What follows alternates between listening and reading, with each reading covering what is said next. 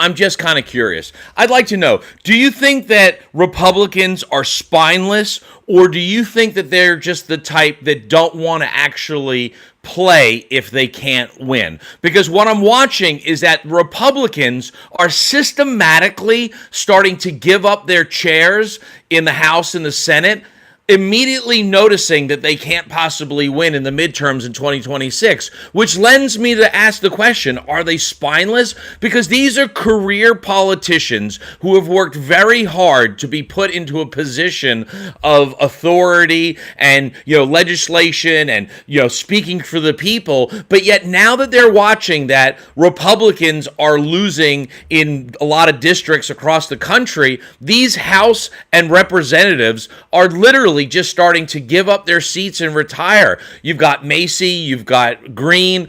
All of these people are just basically bowing out and giving up because they either don't see a possibility of Republicans surviving the midterms, or they are just complicit in all of this and they're trying to save themselves before all of the real trials and tribulations of this Republican Party are brought to light. One way or the other, I've never seen somebody or a group of people give up so quick as the Republicans are right now. So again, it lends the question, are they just spineless? Because Republicans that are career politicians, they could easily, if they really wanted to, they could fight and stand with the Democrats and be like, look, you're a piece of crap, but we both hate that piece of crap. So let's work together to at least get rid of him and possibly keep their positions of authority. But Republicans aren't even doing that. So I'm just wondering, how much is in the Epstein files that's so damaging to the Republicans that they would just rather vacate their seat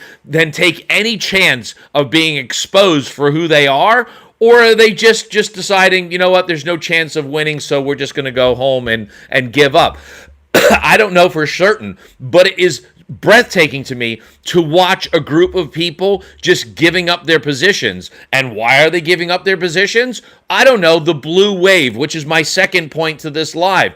The blue wave is taking hold, and you're watching areas like Miami give way to Democrats who have never held a position for like the last 30 years as mayor, but there's now a Democratic mayor in Miami right now. Then you have situations like Georgia, who was diehard red for most of the decades, now conceding to blue. So again, we're watching a blue wave of individuals coming in and trying to take control of the Republican and Democratic parties, and the Democrats are winning. That blue wave isn't fiction. It's a reality. And as this goes on, and every single special election is going blue, going blue, going blue, Republicans have to be concerned. And at what point, again, if they're not spineless, when will Republicans decide they want to get rid of the tangerine twat waffle? Because the tangerine twat waffle, or Trump, since I'm on YouTube and I can speak freely, Trump has literally been the endorsement to help everybody get elected into positions up until now. In the last month, with all the special elections, every single person who has been endorsed by Trump has lost. So even though Trump isn't on the campaign trail, he certainly is being seen and felt by everybody, because right now, every single person that is endorsed by Trump is losing. You've got the Miami mayor that was endorsed by Trump, lost.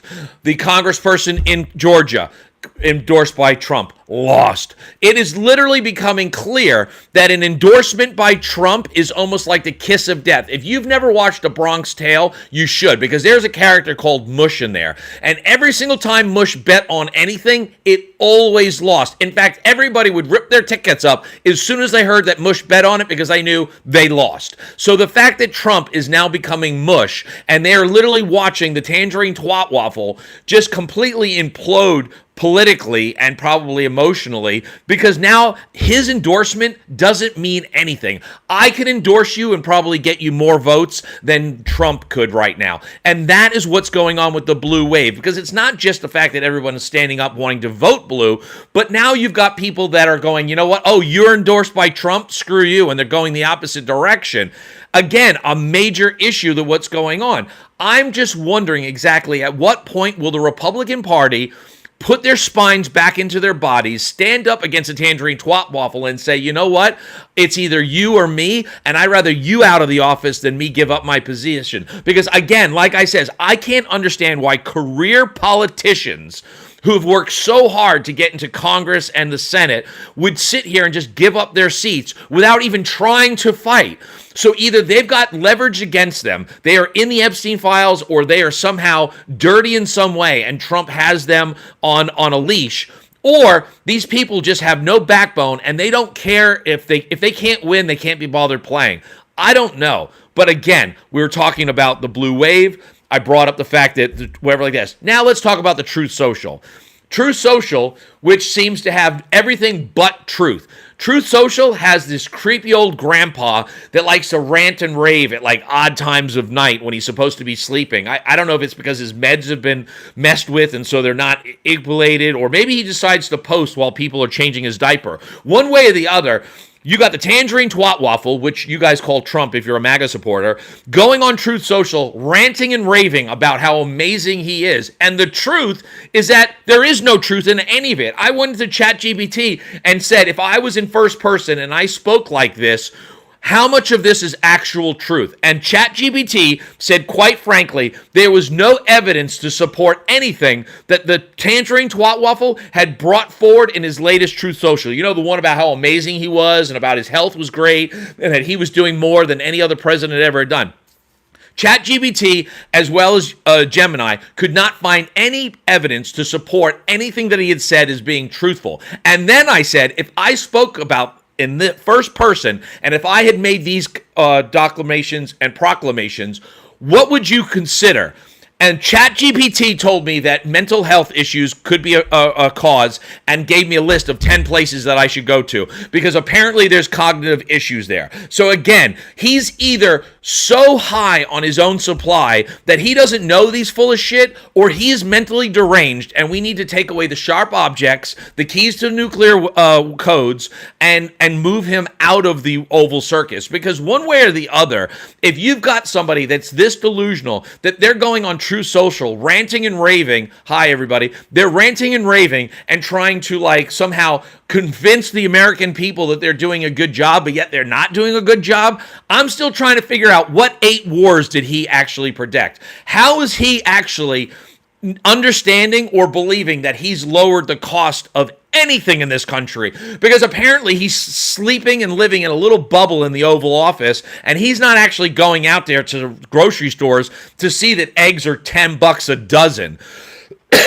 I mean, the reality that this president is this far detached from reality, and yet he is acting as if he is the grand poobah and king of all kings, and he's doing an amazing job, questions his mental acuity. The fact that he's actually admitting that he's being taken to Walter Reed all of the time, probably in a gurney or a stretcher or, you know, in a wheelchair, and being tested consistently for brain activities and this, that, and the other, just lends to the idea that he is mentally incapacitated, that his ability to do anything is questionable at best. And the people that are basically running him are doing the same thing as they did with Ronald Reagan in his last 2 years as president. Because in case you weren't aware, Ronald Reagan actually had Alzheimer's and was definitely not the man that he was when he first got into office. Now, I'm not saying that Ronald Reagan was a great president. I'm not saying he was a bad president.